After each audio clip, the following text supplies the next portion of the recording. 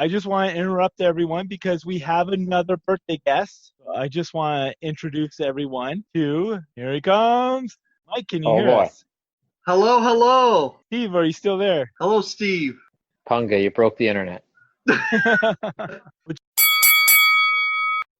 And here we go, another episode of the Three Falls Podcast.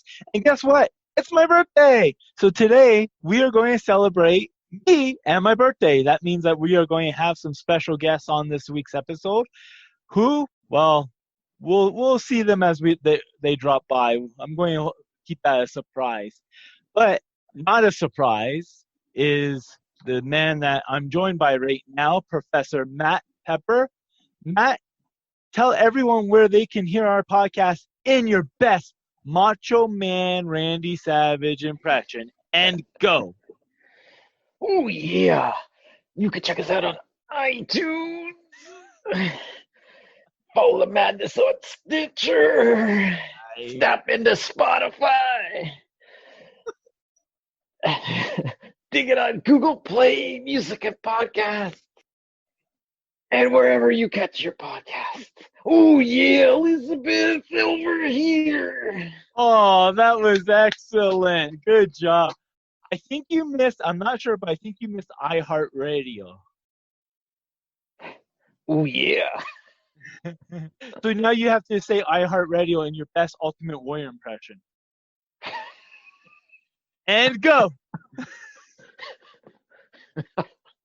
I called down to the heavens.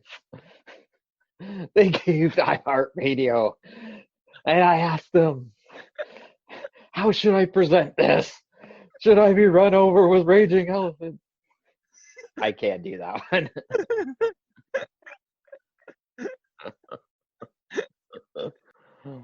Okay, you did that. I'll try Ultimate Warrior doing where people can follow us, okay? All right.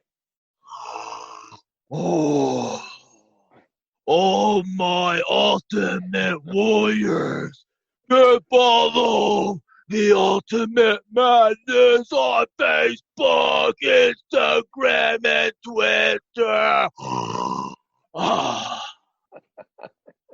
Oh, and Hulk Hogan, you follow us on YouTube. Oh my God. I was hoping you would do the pilot thing. Well, the cockpit. Oh. As he goes in a nosedive. Doors to the cockpit. As you take the ultimate sacrifice. Hogan. Oh my God. I think that took everything out of me. Thank you for joining us, everyone. See you next week. All right. There goes my voice. All right. So let's jump into our first subject. So if you haven't already, we released an episode on the speaking out movement and everything that is happening in professional wrestling. So I just want to touch up on what the fallout is so far and what has happened. Now, before I get into this, there's a couple of things I just want to say personally from this. And when I was going to introduce this, I was thinking about it. And, you know, since it's my birthday episode, I want to keep everything upbeat and positive and all that. And I was going to introduce it to something along the lines of, you know, in order to get to the positive, we got to get to the negative. But what I really want to say is I was thinking about that. And you know what? This isn't a good thing. But this is a positive thing because we are seeing changes. We're seeing companies take action. We're seeing firings. We're seeing suspensions. We're seeing people stepping down and actually even promotions closing. So this, you know, this really got to me this past week. But this is something that's positive. It's very unfortunate. A lot of people's lives got ruined, or not. I don't even say ruined, but you know, it's bad. You know, that people had to go through this. But hopefully there's a lot of good that comes out of it. So let's start with Impact Wrestling. One of the biggest people in this that was being, put out there was Joey Ryan. Multiple allegations, multiple people coming out about things that he has done over the years. Impact has fired him. He's gone. Joey Ryan has shut down his promotion, Bar Wrestling. HighSpots.com's taken his videos off of their streaming site. Anything that he can monetize off of, it pulled. I would say Joey Ryan's probably done with the wrestling business. I don't think there's any way that you can come back from this, especially as a promoter. If you book him, you're going to get a lot of backlash. Matt, any thoughts on that, Joey Ryan? So yeah, pretty much what you said has happened. The only thing with High Spots is they do have some things still up that he can't get paid for. Yeah. That'll probably be taken down at a later time. I mean, the allegations are obviously quite serious. I mean, I think he's around 14 or 15 allegations. Which, put out. like, that's staggering. Yes. And what's even more staggering, I'm sorry to interrupt you, is the fact that there are 14 or 15 allegations without anyone saying anything. Maybe people said something, but it fell on deaf ears. But the fact that it went on this long, it's sad.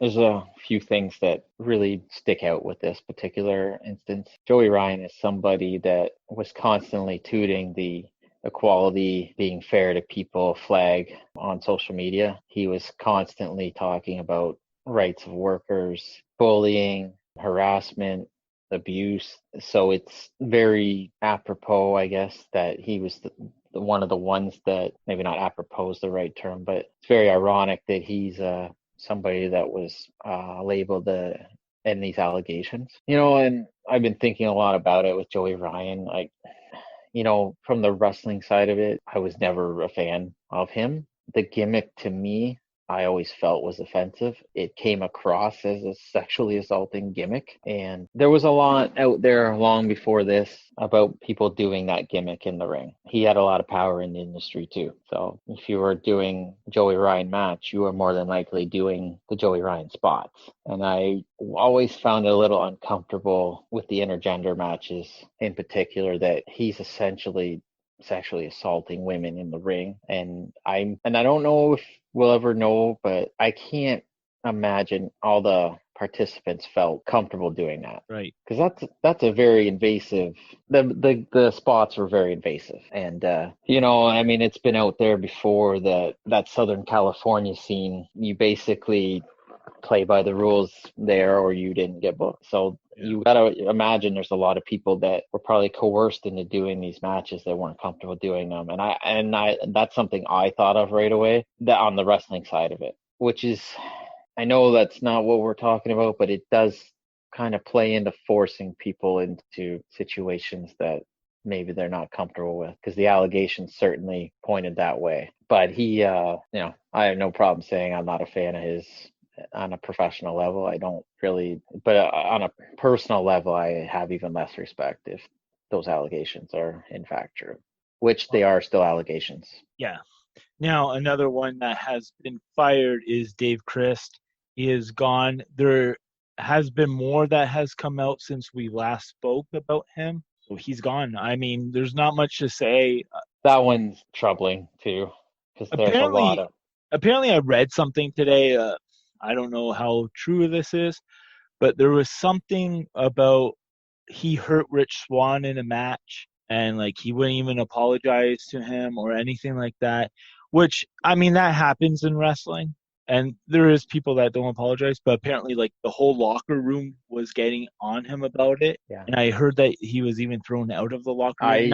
I heard that. Yeah, I heard that too. I didn't know the injury part though, but I had heard that he was removed from the locker room. But I don't know. I didn't know any details on that. That's just something that. And then, I mean, it's all rumor. I don't want to cast. No, it's all rumor. Yeah. But there was a rumor that he was maybe on the outs before this. Yeah. So I don't know what's true and what's not true. We can't say for certain, but his allegations are incredibly serious. Like. And because it falls into that, training, taking an advantage. Yeah. It's Now, my question, because I was trying to think about it. I didn't look it up, but you would probably know. What Chris brother is in the cancel culture faction with Joey Ryan? Is it Jake? Okay, Jake. Okay, because I wasn't sure if it was Jake or Chris or Dave. I mean, because then if you think about it, though, right? Because they had split them up. Maybe they were ready to make a change with Dave Christ if they had split them up and put Jake in another group. Now, another one that he hasn't been fired, but he has been suspended is Michael Elgin. I remember a couple years ago, actually it wasn't even that long, it might have even been a year ago, there was some sort of issue that came out with him and a female worker or a trainee. Right. I'm not sure if this is why the reason that he was led to a suspension, but I know that Impact has suspended him pending allegations. Whether they bring him back or not, we'll have to wait and see. Yeah, like you said, Elgin's had prior accusations of misconduct with women. I think the last one was about his training school, I believe, too. Yeah, that's the one I think I was referring to. Yeah, so I mean, which that kind of seemed like it got swept under the rug. Yeah, Media and that. Well, I think that one, and you can correct me if I'm wrong, but I think that one may have been investigated too. Could have been. I can't remember. But it didn't. I don't think it proceeded anywhere. Michael Elgin, I mean, he's a controversial character before any of that stuff, right? This is obviously not doing him any favors, and they look like he was on the verge of a big push with Impact as well. He was figured in their main event role. Yes, recently. Exactly. And this is a curveball for them. Yeah, I don't know how they handled that, but anyway, Elgin, I mean, right now, pretty much anybody that has strong accusations, I mean, I hate to say they're canceled, but a lot of the people that have had very strong cases against them or very strong accusations, I think it's going to be very hard to come back from any serious allegation. And Michael Elgin, I mean, he's been in a lot of different companies, so I don't know where else he would go if this is the end of him in Impact, right? It's going to be a tough go if they don't. I would say for almost anybody that on a main level that have been outed and probably done. Speaking of done, there was allegations against Mike Quackenbush. Very much so that Chikara, which I used to follow a lot, is now a folded promotion. Yep. So like there's a lot. Another AEW movie on over to there, Sammy Guevara got suspended recently, not because of comments that he made on a podcast in 2016 towards Sasha Banks. Yes. They came to light recently, and even though he wasn't obviously employed by AEW, who was not around at that point, they have suspended him without pay. Their pay, they are donating to a women's group, I believe. Yeah. You know what? Not a shelter, but it's a I can't think of it. Yeah, but anyway, basically for abused women. I believe so. I can't think of the exact term, but yes. And it's indefinitely, so they don't know when they're going to bring him back or even if they're going to bring him back. Matt, do you think that this was very harsh on their part? Or do you think it's justified considering everything going on right now? I think they had to do something. The only part I find harsh is I don't think that they did the same thing with Jimmy Havoc, who to me had some pretty strong allegations. Yeah, he's in rehab. He's in rehab, but I don't remember anything with them donating a salary or potentially letting him go. No. Maybe I'm wrong on that, but I don't. That's the only thing. I would truthfully, if AEW didn't do anything about it, it would be like the worst PR of all time. I just want to mention that Sasha Banks has even come publicly and admitted that she has talked to Sammy Guevara. He has apologized. She made a strong statement, which was really well written. Also, Sammy Guevara on his popular vlog on YouTube has a "I'm sorry" post. So he does seem genuine in his apology. I don't think he should get fired for it. I think the suspension and no pay is perfectly reasonable. I don't think he should lose a job for what he has said. Now, obviously, I think there should be a strike system where it's a 2-strike, or maybe if he does come out and say something like that. But it's one of those things where you got to watch what you say online because it lives online. Well, I mean, let's call a spade a spade. That's a pretty stupid thing to say on a podcast. It is. Because I imagine he's joking around or whatever. I get it. It's stupid to say. it is stupid because even if you're not being recorded. Here's the right. I would agree with that. But anything that's going to be broadcasted anywhere, it's on the internet. It's not going away. Exactly. That's and to be truthful, I don't know what the podcast was that did it. For these guys or girls or whomever was doing the podcast to even put that out there, that's a poor reflection on them as well. Because that just makes everybody look bad. Like, if, just to give some context, you and I don't say anything remotely offensive on here. No. But I comb through this pretty thoroughly because I don't want anyone to take anything out of context, because it's easy to do that.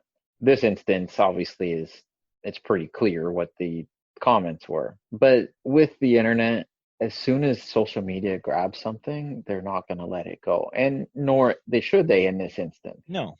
Which makes me, let me ask you a question though. Do you think the fans are way too bloodthirsty on anything? And I mean, they should be hard on this movement, but I mean, punishments just don't seem to be enough for this particular case. Well, I think I believe I said it to you last week. There's a certain audience that this is what they love. They love, like, to see blood in the water. They like it even more so than actually enjoying and watching professional wrestling. They love the drama that takes place outside of the ring. Right. So like, I mean, there's a lot of people that they're having a field day with this. It's like anything else. I mean, it's not just like pigeonholed to wrestling fans. There's a lot of people that sports, actors, actresses, that they love this kind of stuff. That's why there's magazines like Star Magazine and all those celebrity tabloids. People love the drama. They love the drama. It sells. So obviously, like I said, like, I don't understand the people calling to fire Sammy Guevara. I think he should have been suspended. I'm 100% behind that. I'm 100% behind donating his pay to a worthy cause. Me too. I think that is a fantastic move on AEW's part. However, firing him over something like this, I mean. But I also think too, and I know he was younger when he did that. He was probably in his teens. Yeah, maybe. Or early 20s. I can tell you, if somebody said something really offensive on here as a guest, I would cold stop the show right there. Yeah. Somebody needs.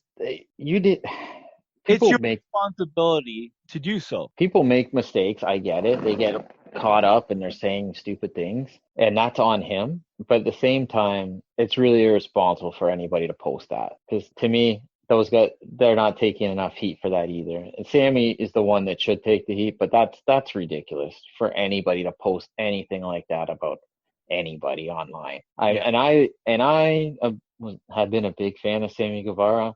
I know we have fun with AEW on this show. Sammy Guevara, I've said probably every week, is probably one of the best talents in the world, and will be a megastar. But that's going to hurt him for a long, long time, for quite a multitude of mistakes on that podcast. For sure. WWE, I think that's it for AEW. It was just Sammy Guevara and Jimmy Havoc, correct? Mm-hmm. There's no real new news on Jimmy Havoc except for he is in rehab. Moving on to WWE, we have mentioned that they have fired Jack Gallagher. He's gone. I don't think there's really been any other things that have come to light with the other wrestlers that have allegations against them, such as Trent Seven. Who's that guy? Jordan Devlin. Yeah. Jordan Devlin. Yeah, we haven't really heard anything about that. It was a lot of the UK roster. Yeah. Wolfgang, Joe Coffey. No, there has been things that I've seen with Terry Reynolds and Brock Lesnar. I don't really know that story. That was, and I guess that's been out for several years. Oh, really? She brought that up in 2004 with a torch. Wow. So it's one of those things that. Well, that's what I'm saying. Like, it was a different. Yeah. See, I just want to mention this. You know what? I read an excellent article that Sports Illustrated published online. They did an interview with Lufisto. It was actually Steve Sorenson that posted it. That I saw this. Yeah. She goes on the record to say that a lot of everything that's coming out has been backstage and behind the scenes in the wrestling business for years, especially again, like with women. Yep. And it's actually, it is funny because I said that comment about how this is, even though this is a negative thing, there is a lot of positivity to it. She says something kind of along those lines because we could see a change and hope, and not that we will see a change. I really think that this is a turning point, and this is good stuff that this is turning. Hopefully professional wrestling becomes just that, more professional. I got 2 questions for you. I got and you 2 can answers for you, or maybe even 4. All right. Can you tell me what will happen or what you think might happen with NWA Power, Oh yes, I with wanted to Dave talk about Lagana? that. And then I also want to talk about Ring of Honor with Marty Scurll. Okay, so first we'll move on to the NWA because we meant to talk about that when we were talking about the speaking out, Mm-hmm. but there was so much to talk about that it just kind of got glossed over. So David Lagana has been, well, outed, you could say, allegedly. You know this, and You want me to tell the story? Or? Yeah, you tell the story because you know more about it than I do. Okay, so what came out was there was an independent wrestler. I'm trying to remember her Sassy name. Stephanie, maybe? No, Savage, Liz Savage. Liz Savage. And she came out to California to stay with Lagana, and she had detailed a story about how they had shared a bed and he was trying to advance on her, and it was an unwanted advance. Anyway, she put out a whole story about it, and before Dave even made a statement on it, he resigned from the NWA. The NWA Power, all their programming has now ceased operation until they can replace what they call the executive committee. So just to give a little bit of background, David Lagana was vice president, I think, of NWA's executive producer of the show. He edited all the programming. He was basically Billy Corgan's right-hand man. The main creative on NWA Power was Billy Corgan, Dave Lagana, and Nick Aldis, from what I understand. And right now, NWA's they're, I don't want to say seizing operation, or they're putting everything on pause, which they were kind of on pause to begin with. Well, they were developing other shows. Yeah, especially a women's show with Allison Kay and the other women of NWA. They had a show going on. So I just want to mention this. Obviously he's gone, Dave Lagana. Yeah. But the reason why I actually stood up while you were talking was because in this book right here, Ring of Hell, which is mainly on Chris Benoit, it is mentioned in here, I believe this is the one, that David Lagana in 2004, 5, somewhere around that area, there was sexual allegations against him that were mentioned in this book, which actually came out in 2010. No, yeah, maybe 2010. I don't know. Well, but Dave Lagana, there's a long list. He's had a lot of things said about him in the wrestling business over the years. Like, I believe he was let go from WWE. There was the rumor was he was leaking information to wrestling journalists, and I believe that was one of the rumors I had read. And then obviously there was allegations with females. I think there was other allegations. I'm not comfortable getting into all that, but anyway, he's had a checkered history in wrestling, not just WWE and NWA. He's worked in other places as well. Yeah. But it's the NWA. We've never really got a chance to talk about it on the show, but Which is funny because we love NWA. I was gonna say we were both big fans of that show. I think the reason why we didn't talk a lot about it is because it hasn't really been going on in its usual form. So I stopped watching it. I've been meaning to get caught up on it. You and I would talk about it a lot. I remember I told you about it when it came out. There was one point where I wasn't even watching any other wrestling, just NWA, and I was very happy. Now, some of the vignettes and stuff have taken some criticism on that show.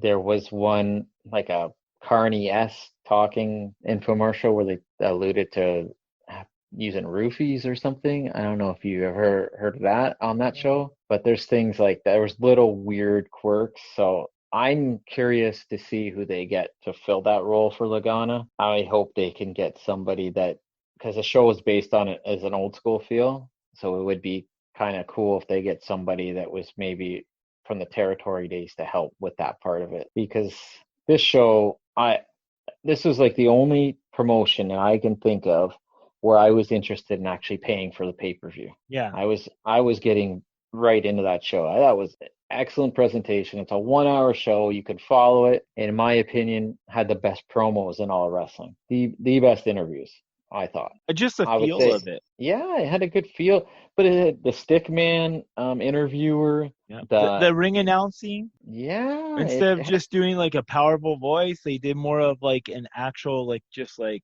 introduction, like now entering the ring, Cocabana. Yes. Yeah, that was Yeah. Which is a shame Dave that Marquez. Yeah. he's now on AEW, which is good. I like that he's more on like he is on a bigger scale, but now he's not on NWA, which makes me sad. But yes, Lagana's gone. I hope they can start back up, because I think that show had a lot of potential. I think Billy Corgan's got he's got a lot of plans for that by the sounds of it, so I don't think it's going to go away. And I hope to see what they do in the future. Now with ROH and Marty Scurll, so he's the head booker there. You get rid of him? I mean, yeah. I mean, I read some of the stories with him. One was an underage girl. See, that one's sticky. It's tricky because because it sounded like she had consent, but she was still underage. Yeah, but you see, the laws are different, or they're weird, because apparently 16-year-old can consent to that with an adult. Okay. But I don't know all the details on what you can and can't do. But the other part of that was this girl was also intoxicated, which is not legal, for sure. So, I mean, there's a lot of iffy parts to this. So, and I don't know what you do if you're Ring of Honor. Like, I mean, you want to say that. See, this is the hard part. Do you bring Delirious back in? He's still there though, isn't he? I thought he's still working there. I don't know. I know he was head booker before Marty Scurll. I think it's a committee, isn't it? Yeah, so he would probably resume, and I could see. Now here's my question to you: do you see NWA and ROH continuing to work if Marty Scurll's not? See, I was wondering that too, because Marty's the bridge. He's his talent on the show. Yes, I hope so, because I see a lot of crossover appeal in both companies. Well, and the way that ROH is, they need every bit of publicity as NWA does. See, I mean, I don't see why they need Marty Scurll to do that if they go in that direction. I mean, because he was just the bridge, right? Yeah, but he's not paying them. No, he's not paying the talent either, right? So I would think if Billy Corgan wants to do something, then he can do it. I don't see him needing that. I mean, you need somebody to book the talent. Yes, that's correct. But I don't know. I would hope that the NWA works with more promotions. Yeah. I like the crossover thing. Just the rant, somebody just comes in to challenge somebody. I love that. But anyway, I can see like Kurt Hawkins appearing at NWA, and even Matt Cardona and some of those other guys like Heath Slater who were released. Well, I would think someone like Hawkins for sure would make sense, because he's got a wrestling school. Yeah. And there's talent that can be used for whatever. I'm sure I don't see why you don't just, if Marty Scurll's out, why don't you bring in a guy like Hawkins to book? Even in NWA, you could bring in somebody like that, because he does have an old school mentality. Yeah, he comes across really smart, like when he talks about wrestling. Like, he's passionate about it. Yeah, and I think he could bring. He's a sports fan. I know he's a huge New York Mets fan, so I could see him making it more like a sport, which, in my opinion, wrestling should be. And I imagine if he was in that role, they would have a new toy line for ROH. But so I know. Have you seen this? Just to get off topic, because have you seen this retro wrestling game that's coming out? The Retromania? Yeah. Oh yeah, I've been following that for a month. I'm looking forward to that. It looks a lot like WrestleFest. It's like that's what it is. It's the spiritual successor to WrestleFest, what they call it. Yeah. And they got a pretty good roster of, like, they got like it's very diverse. They got Tommy Dreamer, Blue Meanie, Cole Cabana, Hawkins and Ryder, Yeah, they got Nick Aldis.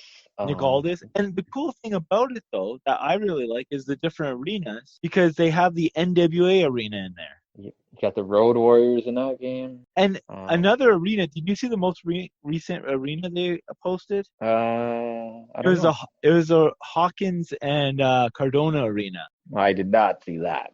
Oh my That's gosh! funny. Anyone, you got to go and look at it because they're on like a beach. Because you know the whole Stomp in Paradise. I don't know if you follow what they do, but they have like a Stomp. Anyway, it's on the beach. Okay. The ring is the 1994 Hasbro ring. Oh no! Yeah. That's awesome. I love it. I love it. I want it. I want the game. I want it. I'm looking forward to that. Even John Morrison is in the game as Johnny Retro.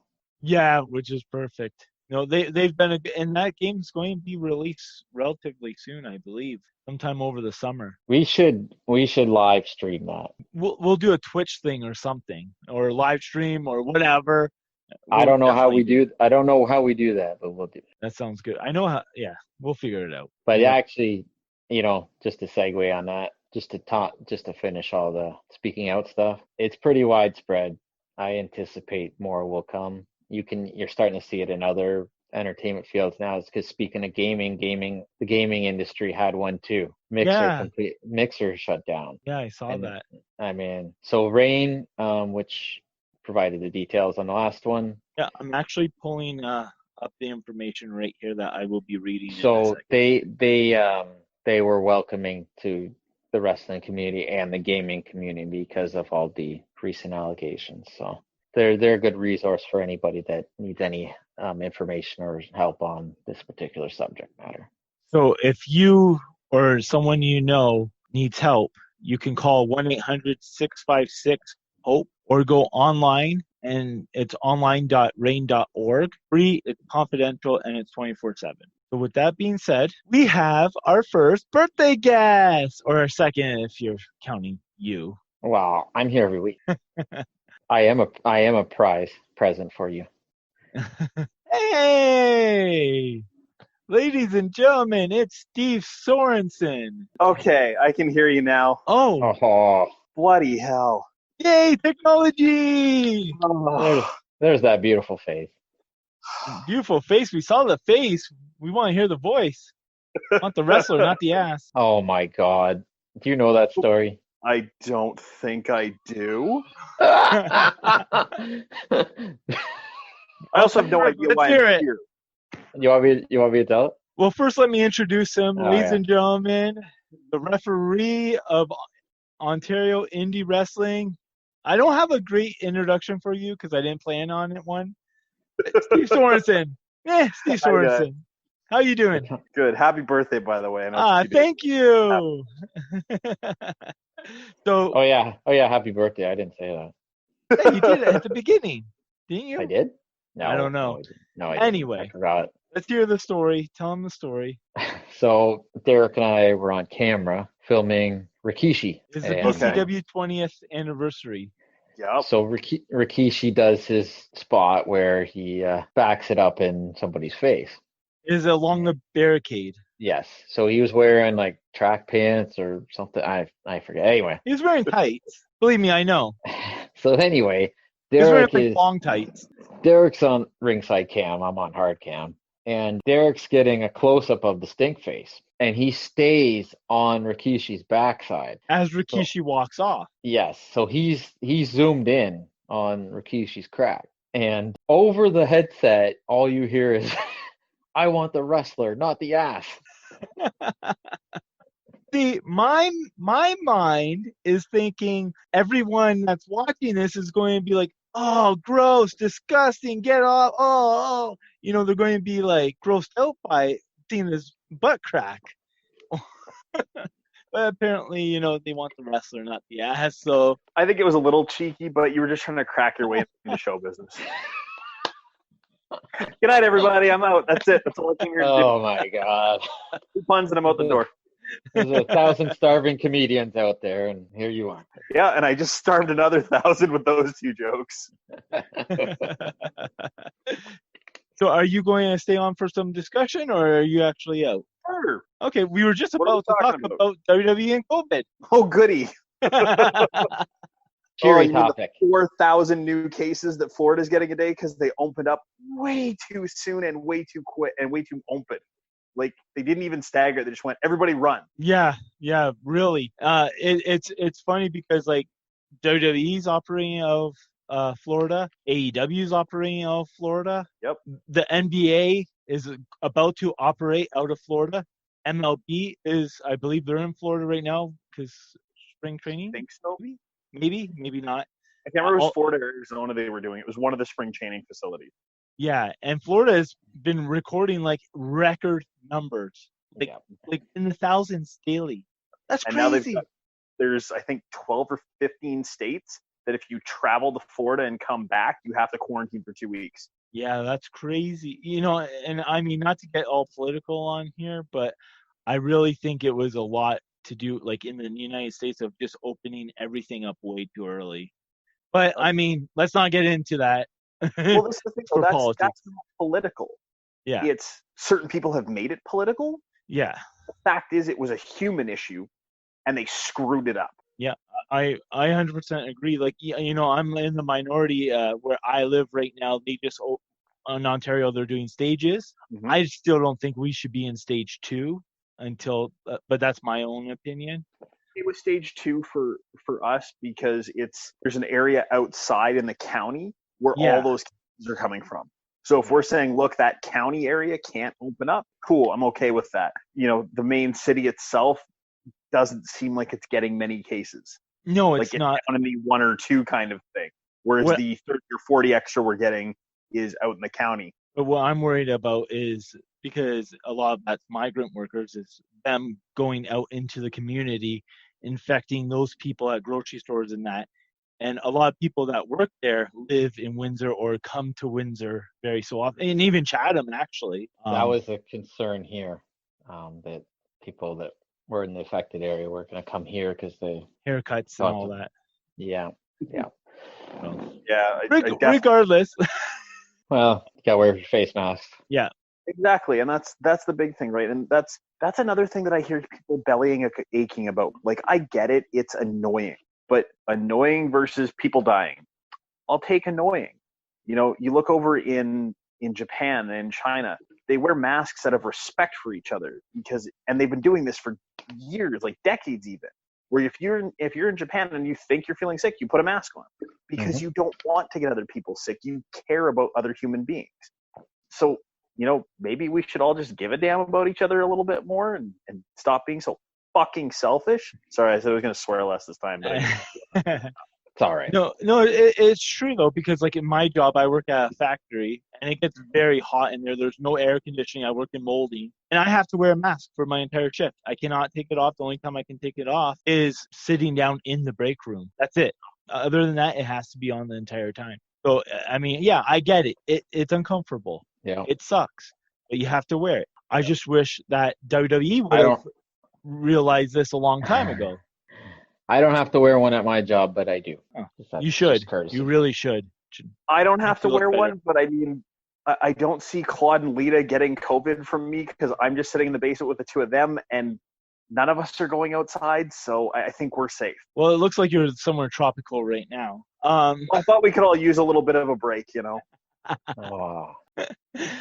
So WWE, it has come out that from the testing that they did last week, that at least 24 have been affected, or infected, I should say, with COVID-19. Among them, Renee Young. Mm-hmm. Now, Renee wasn't actually – oh, no, she was there for that last one because she had that weird spot in the annoying Jeff Hardy thing that we all didn't like. Yes. They're doing that interview spot. Okay, so, yeah, she was actually there. And that's why, actually, Jon Moxley wasn't on AEW. So, Renee Young, Caleb Braxton has had it. And, yeah, twice, yeah.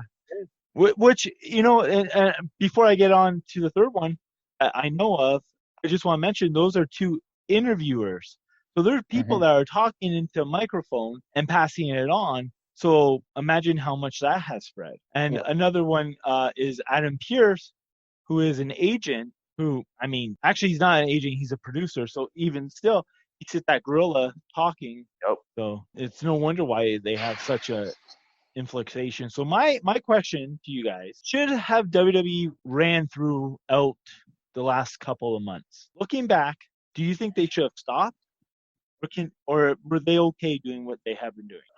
You could take this one, Steve. You start.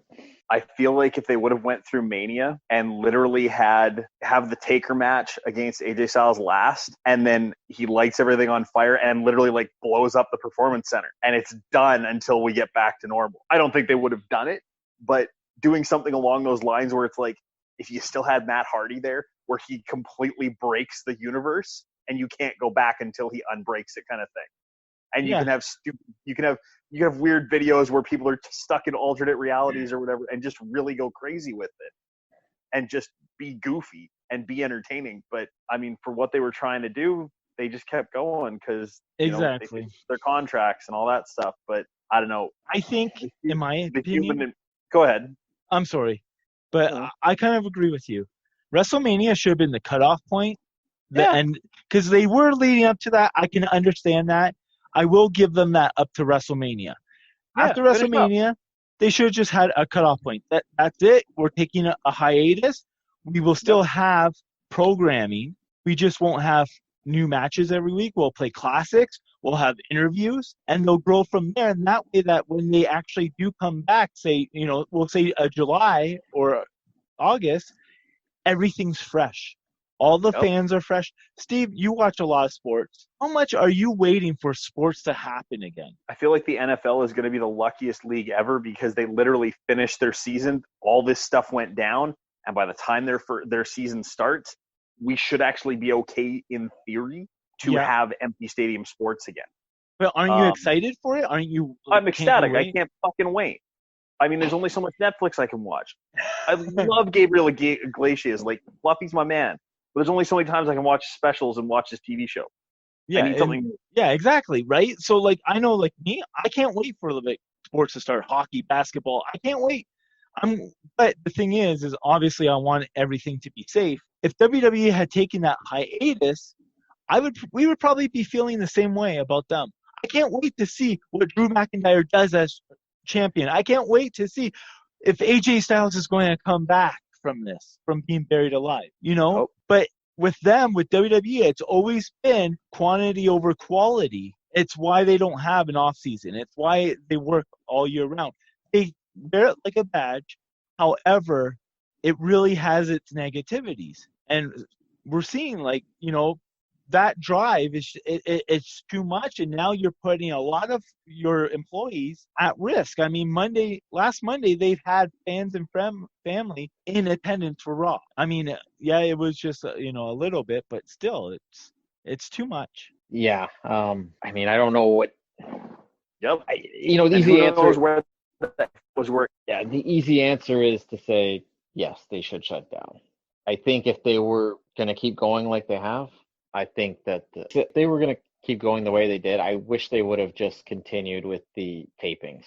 They should have just stuck 8 weeks of television where they're not flying people in all the time. They're not exposing people from other states. I mean, in reality, they have been pretty fortunate up until this point because they didn't have all the active cases that they have now. I don't know. Any amount of precautions is, I don't know, it's going to be tough in a business where you're literally touching each other, breathing on each other, sweating on each other. Yeah, I don't know. I don't know what else to say on that. I mean, that's what we do on the podcast. But maybe, I don't know, don't go through the crowd high-fiving everybody for doing a pandemic. Right.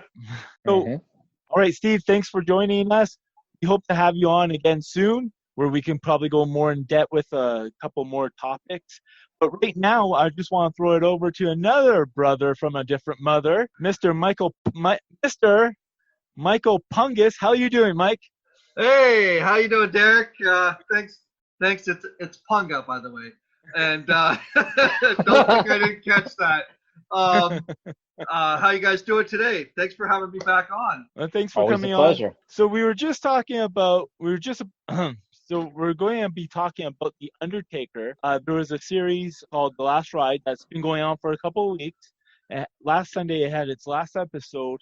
And on it, Taker said somewhere along the lines of, if my last match was AJ, if that was my last match, then so be it. It basically sounded like he was retiring and that was his last match. Mm-hmm. Is this the end of The Undertaker? Or do you see him coming back for one more match, one more WrestleMania, one more Superstar Showdown? Good point. You know what? I caught some really cool clips.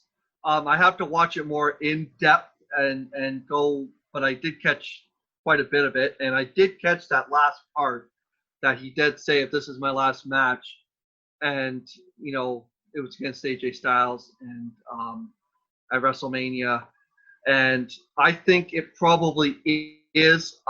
I personally, if I did see something after that came out, and I don't know if it was one of those weird advertisements or anything like that, but it had his picture. It said headline only, and it said, and I think it was Photoshopped, to be honest with you. And it said Hall of Fame 2021 inductee, and it was only him. And I hate to see him go, but you know, it was kind of that solemn.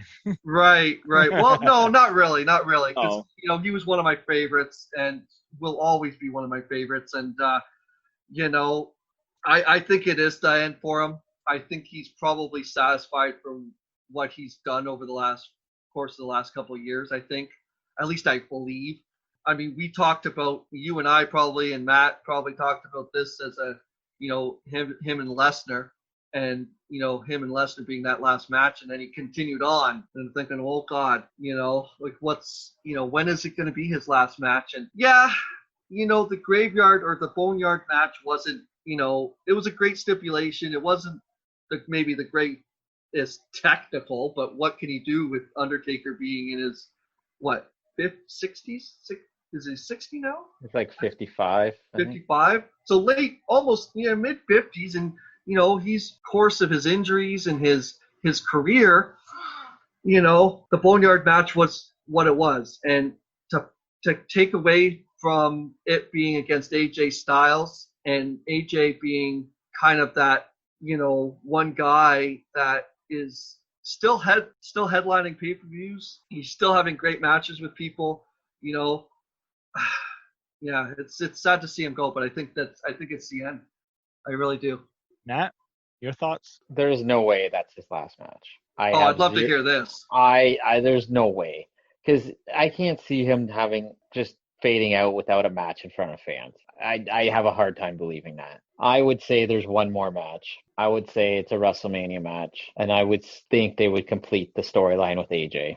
AJ wins, Taker goes out. In front of everybody. That's it. Yes, and then the fans see him one last time. But wouldn't that be the Hall of Fame? What if next year they put him in the Hall of Fame, but kind of like what Mike said, he goes in the Hall of Fame by himself, no one else in that year's class at WrestleMania, just The Undertaker. And then you can have people come up, like, you know, you can have a Kane come up, you can have, you know, Shawn Michaels come up, and they tell story, like they talk about him. So you have multiple people induct them. Right. Undertaker did allude into that in the last ride, that he has an idea for somebody to induct them, but he hasn't asked them yet. I saw that. Because he thinks they'll say no. Do you know who that is? I think it's Vince McMahon. So I mean, Vince doesn't want anything with him on the Hall of Fame. No. So think about that though. If Vince does induct them, he has a Hall of Fame for himself. That's probably better than any match he can have, because who would he have a match against? AJ. Well, the only person, I mean, the only other person that I would think would be a dream match for anybody as a fan would be him and Sting, and I don't really think anyone wants to see that. I mean, I want to see it. I'd rather see two old ladies slap each other in the face. That would be funny, actually. That would. I mean, in all honesty, they teased that Undertaker AJ thing since that match. At TLC. Right. And to me, if you're going to, I think, because AJ re-signed not too long ago, he's probably going to be there another few years, I would think. He goes over Taker in Taker's last match. Taker puts him over. Gets the send-off. That's the way I don't know, because watching the whole documentary, his match quality has decreased time in and time out. Like if And you look at here's- like from him losing Brock Lesnar to his most recent match, say against Goldberg, or the tag team match with Kane against DX.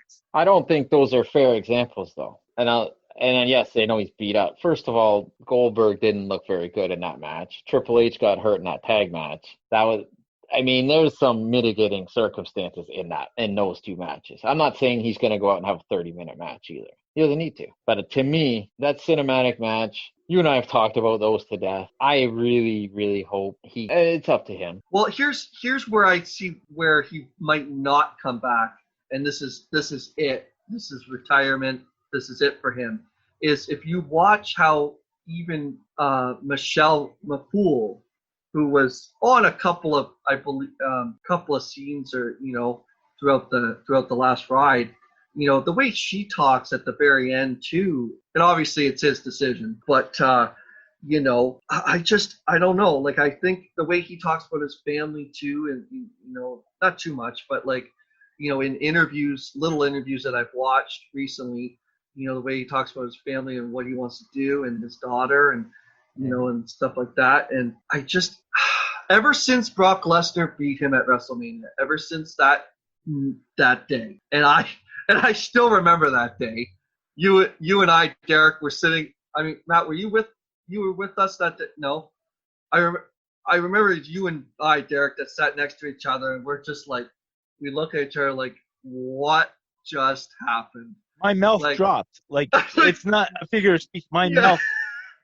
Yeah. Couldn't believe it. And we sat there for probably almost the rest of the show, rest of the end of the show. I was waiting for something to happen. I was waiting for it to be a dusty finish. I was waiting for the match to start again or something. I still can't believe that happened. And we're going on 6 years now. 6 years. So Yeah. 6 years it's been since he lost his streak at WrestleMania, and he's done a lot since then. I mean, he faced he faced a lot of, he's had some decent matches. I'm not going to say they were the greatest, but like I say, he's been. Yeah, him and Shane McMahon was really fantastic that one. Bray Wyatt was not bad. I said decent. I mean, but him beating AJ. Okay, Matt, if he does face AJ again at Mania, do you think, or do you think it's before that?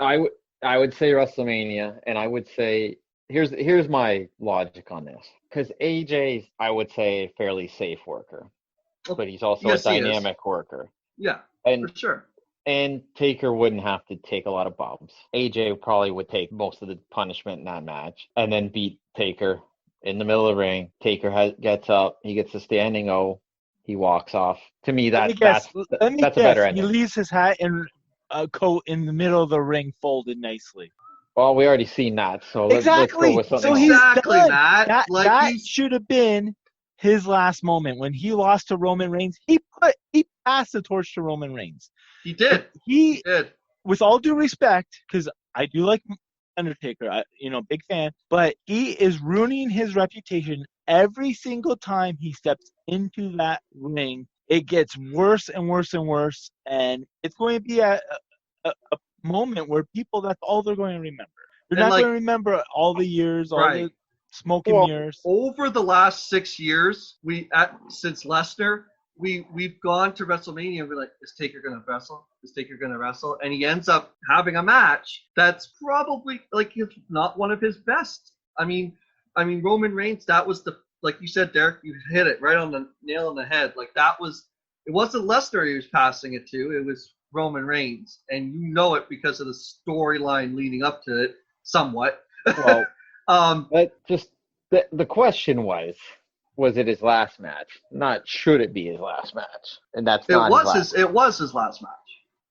No, you're saying the question was, will he have another match? Will he have another? Not should he have another match? Well, so I'm answering the question. He's going to have one more match. You think so? You think with this? Okay, so Matt, you think with this whole documentary airing 6 parts over almost 2 months, him coming out of character, breaking character, him referencing his real name, WWE Shop.com releasing a Mark Calloway t-shirt, Yep. 2 of them actually, that Vince McMahon will call him and be like, I know that basically led to you saying no. I know Madison Square Garden put up a billboard saying thank you, Taker, and all the fans and everywhere.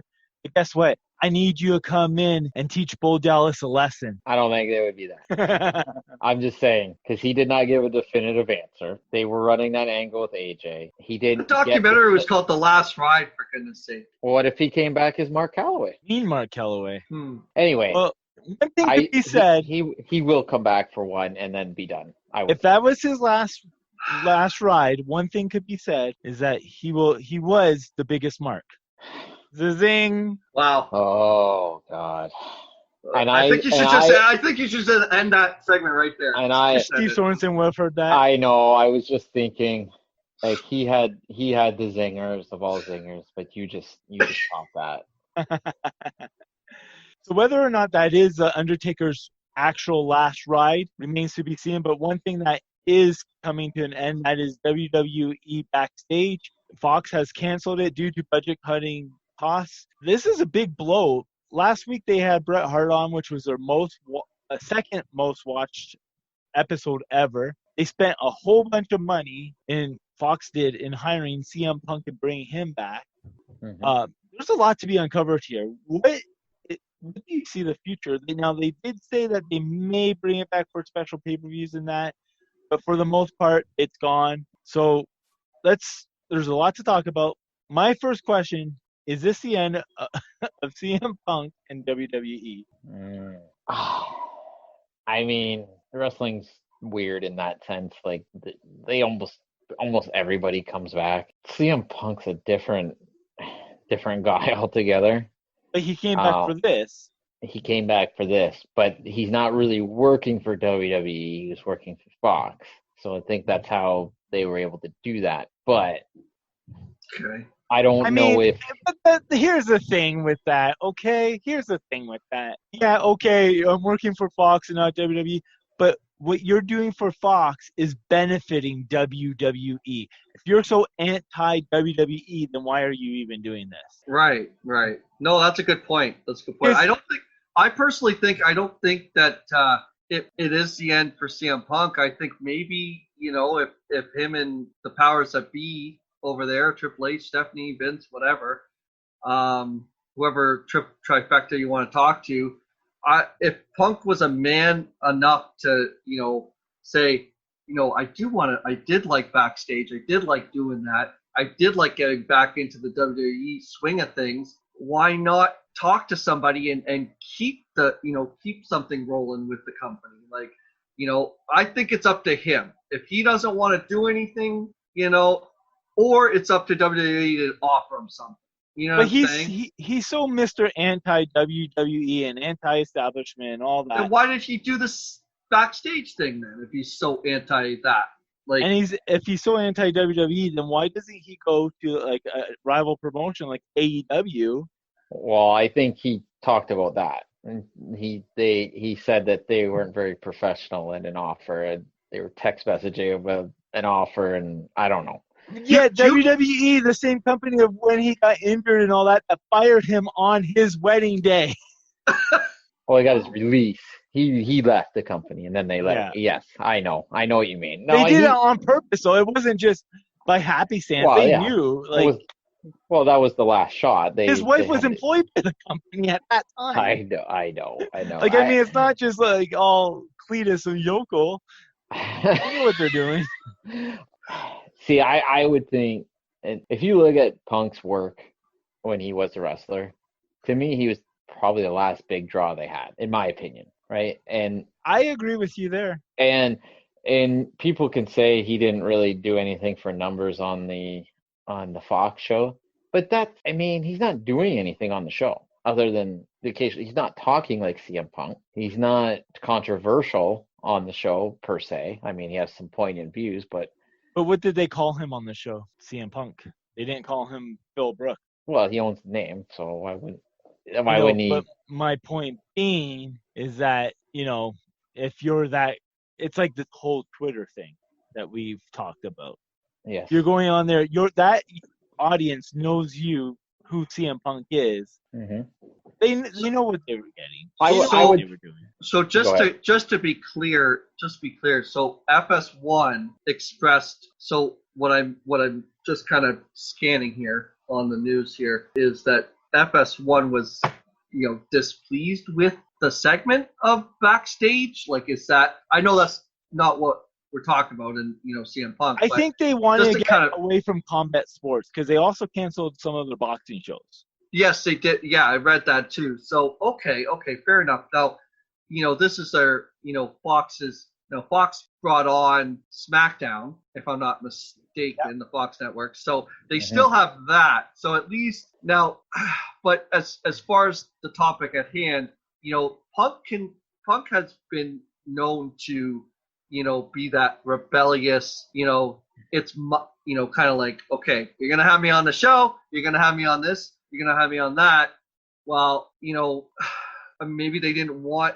I don't know. Maybe he doesn't want to be part of the company anymore. I don't know. But like, if AEW offered him a sizable something or other to come, a rumored contract or whatever it was that Matt was talking about there, it just goes to show you that maybe he should step away from the business, because I mean AEW is an up and coming company. They're doing well. Yeah, from Matt, what it's I'm up and coming. Well, not up.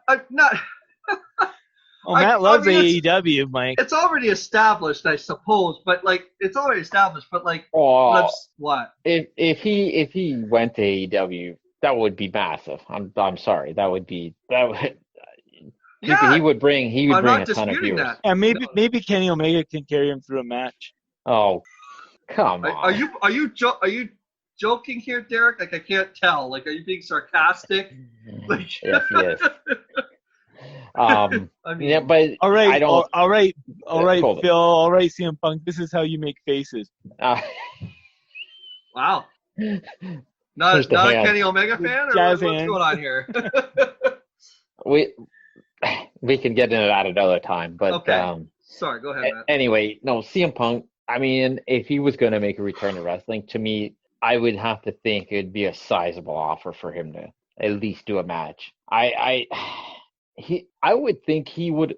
To me, when I listen to interviews with him now, he seems a lot more at peace with things, because he was very, very volatile when he left the company. Obviously, we've seen what happened with that podcast with Cabana that ended up in litigation. When he's done interviews now, and I don't know if it's more fear of, I don't think so, because he still talked about stories and stuff in WWE, but I think he's just more accepting of things now. Well, here's the But- thing. A lot of people with this thought this was going to be a segue for him to come back. That's when Yeah. he first signed. When he first signed, that's what everyone was thinking. Oh, Punk's going to wrestle at WrestleMania. I thought about that. I'm not going to lie. I was one of those people. Or at least Since then- Survivor Series or SummerSlam, at least one of the big things. Since then, Vince McMahon has come out and said that he wants nothing to do with it. Well, what's Vince going to say publicly after they went through litigation? And he's going to kayfabe it if it's not. Come on. Yeah. I mean, Yeah. I can tell you right now, Vince would change that tone if Punk wanted to come back. They need somebody right now. Because They need a star. if they brought back the Ultimate Warrior, they would bring back CM Punk. Yeah, they Sorry. brought back I mean- Hulk Hogan. They brought back Bret Hart. Goldberg. Well, I use Warrior as an example.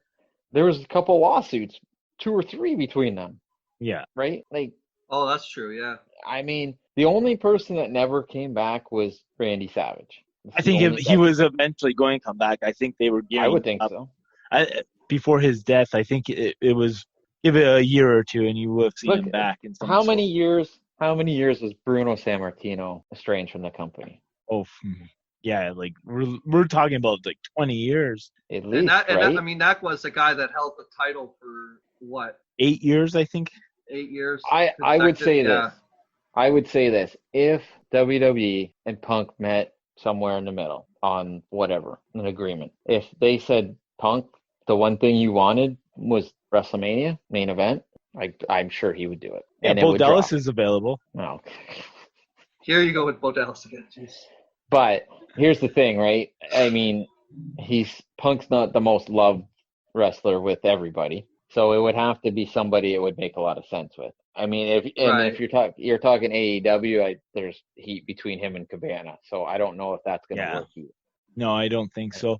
So now FS1 put a lot of money, or Fox did in general, into WWE Backstage and WWE product. Do you think them canceling WWE Backstage? Do you think this is a final or a nail in the coffin, and SmackDown could be next? I don't think so.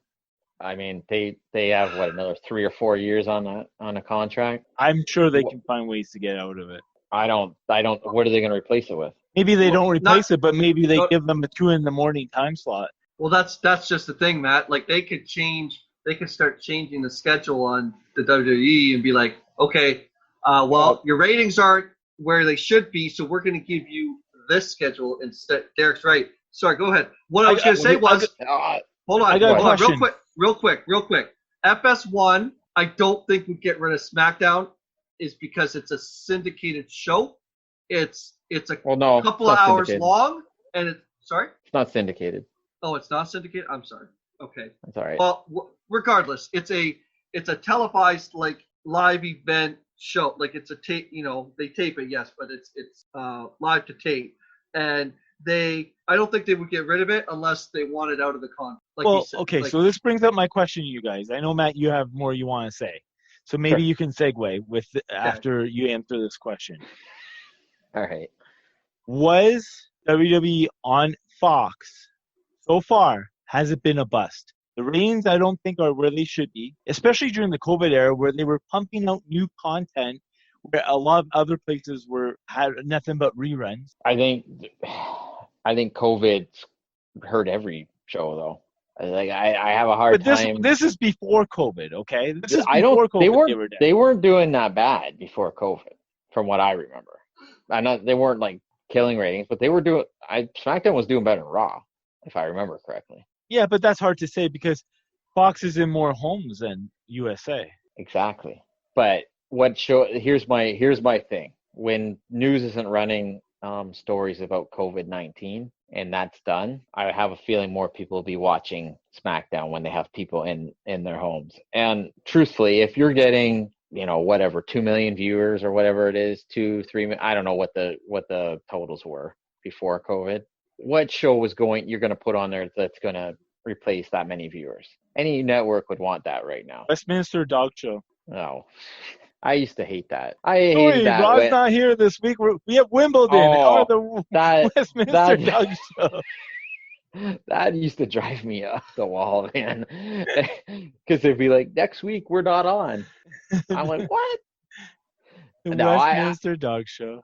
No, the only shows that are getting high ratings, like really high ratings, are news, local news, national news. So I have a hard time with that. I mean, and plus WWE's, I think, having PR issues. So I don't think that's helping them. Yeah, they're publicly don't look the greatest at times in this era. But at the same time, I mean, to me, the telling part would be when the pandemic's done. If they don't get the viewers back, then I think you gotta. Fox spent a lot of money getting those right, and they made original programming with Backstage. Backstage to me was killed by the pandemic too. And another point on that, someone brought up, I'm trying to remember who it was. I think it was Sean Ross Sapp or one of the wrestling journalists said he thinks that what really hurt Backstage too was because it's a magazine type show about WWE. He thought that they should have expanded a little more outside WWE into the wrestling business itself. Yeah, if they had done that, I mean, you would have attracted other viewers. Another thing is they came out with, I don't know if this was out, this probably came out, but WWE on the network has a show very similar to Backstage, and it's called The Bump. Yes, I think that show gets a lot of views because they put that on social media too, don't they? Yes, they do. Yeah, you can watch it on Facebook and that. And Kayla Braxton, I love Kayla Braxton. She is awesome. Yeah. So she's a great host. Not that I don't like Renee Young because she's awesome too, but I'm just saying she does a really good job with The Bump, and it could be a very enjoyable show. Well, there's a good point that you brought up, Derek. They already have The Bump, and then they then they added something to go on to the Fox network called, WWE Backstage. Like, maybe spreading themselves too thin when they already had something that's already picked up views on social media. Like, they're very similar. Maybe if They're they, very like similar. I said, So expanded outside of WWE, right. maybe into UFC or other wrestling promotions. Why not put the bump on something that they have already? So, like, instead of or incorporate the bump within WWE Backstage. I don't know, something. Think of something. Like, there's got to be a mind backstage there, no pun intended, that can come up with some type of solution so that they can utilize it and maintain ratings rather than drop. Like, yes, the COVID-19 pandemic, yes, it has dropped a lot, with the wrestling. It's dropped. The world's changed through the 3 months that the thing has come out full blast. And a lot of people are sticking, if they're going to do that, they're going to stick to news, like you said, or they're going to, but as far as WWE as a whole, there's got to be some type of solution to maintain ratings rather than, and don't spread yourself so thin. Like, I don't understand. If, like you said, the bump is there. Hello, use it.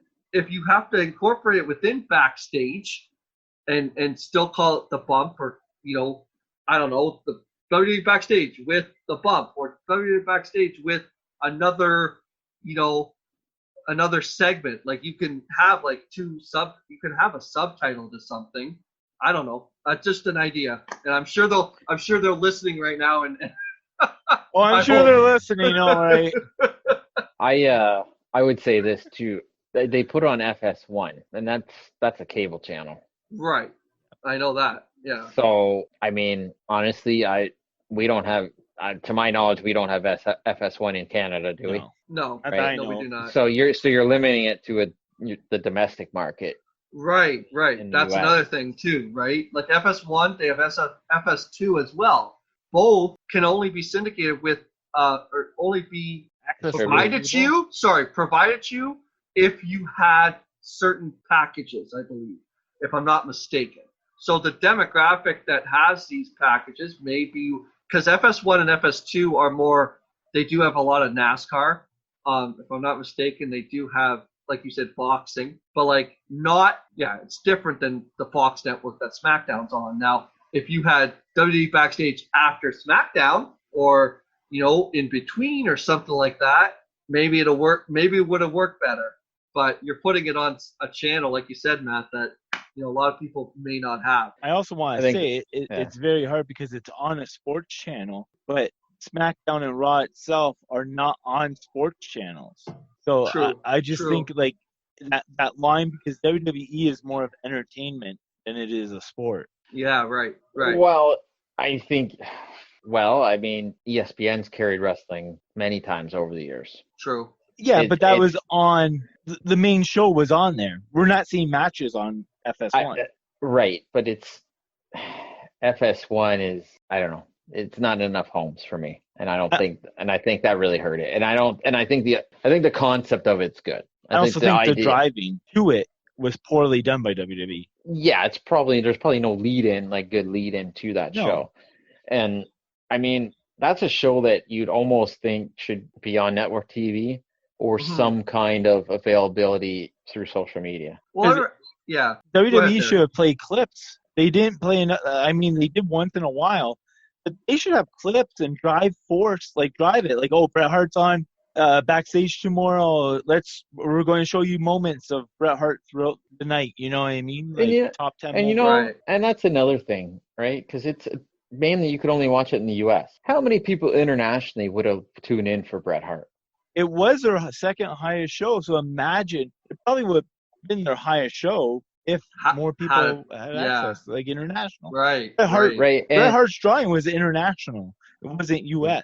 I mean, well, he drew decent in the U.S., but his thing was international. You're right, 100%.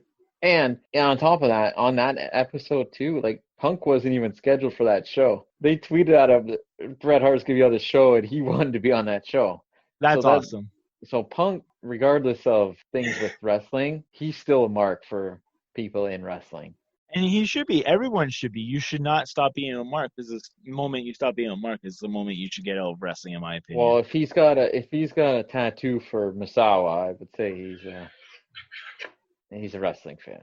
Yeah. And I mean, we'll see what happens. I think be all end all with the WWE Backstage. I think the be all is that it wasn't driven enough. It may not have been advertised, like you say. It was on a channel that a lot of people didn't get. So all those indicated that, all those indicated that's probably why of the low ratings, right? So, And just one thing on Punk too. Go ahead. He clearly, people will tune in to see him, but not in that environment. I mean, people could knock it all they want, but he drew pretty big even just being on UFC in a ring. His draw would be in a wrestling ring, in the middle of the ring, with a microphone in front of a live crowd. Well, shoot. I mean, if he gets offered something, I would love to see him do like a segment, like they had, Christian do a segment, or like the Peep Show or the highlight reel, or whatever. The MVP had MVP Lounge or whatever. Like something like that would be really cool. But would Vince offer him that, or would it just be a one-time shot at Mania or SummerSlam match or something like that, right? So I would love. By the way, the Peep Show is probably the worst name ever for a talk show. How dare you diss Christian in front of me? I'm not dissing Christian. That's an awful name. Well, I mean, I went with it, okay? I liked it. And that about does it for us this week. I want to thank Steve Sorenson, and I want to thank Michael Punga for joining us. You can be sure to follow us on Facebook, Twitter, YouTube, and Instagram, all at Three Falls Podcast. I'm Derek, that's Matt, and we will see you next week.